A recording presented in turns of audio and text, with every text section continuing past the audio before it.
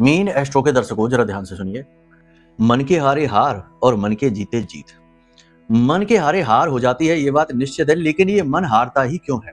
देखो, अगर आपको अपने जीवन में ये 4 संकेत मिल रहे हैं तो समझो कि आपकी जन्म पत्री में चंद्रमा बहुत बुरी स्थिति में है। चंद्रमा मन सो जाता है, चंद्रमा ही तो आपका मन है। चंद्रमा कमजोर है तो मन हारेगा ही। तो ये 4 संकेत हैं, इन्हें देख लो आप और फिर उसके बाद इनके उपाय भी बताते हैं, ठीक है?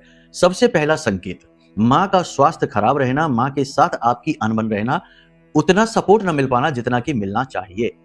ये सबसे पहला और बड़ा संकेत है।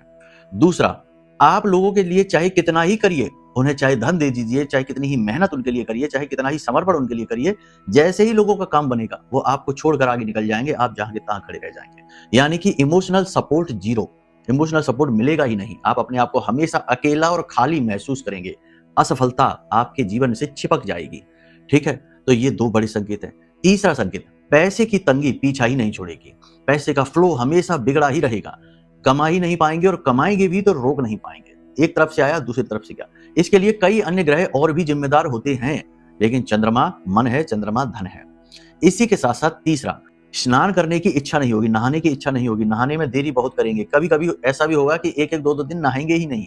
यानी कि नहाने, पानी से दूरी होगी, जल से दूरी बनाएंगे। चंद्रमा खराब है तो बहुत सारे लोग आपने देखे हैं ना कि जो कहते हैं कि हाँ हम स्नान करने जा रहे हैं, नहाने जा रहे हैं, लेकिन पता चला कि घंटों बैठ के मोबाइल ही स्क्रॉल कर रहे हैं, टॉवल गले में डाले बैठे हैं, लेकिन जा नहीं रहे नहाने के लिए। इन लोगों का चंद्रमा खराब है, ठीक है? और भी बहुत सारी चीजें हैं चंद्रमा से जुड़ी जो बताई जा सकती हैं, लेकिन समय सीमित होता है।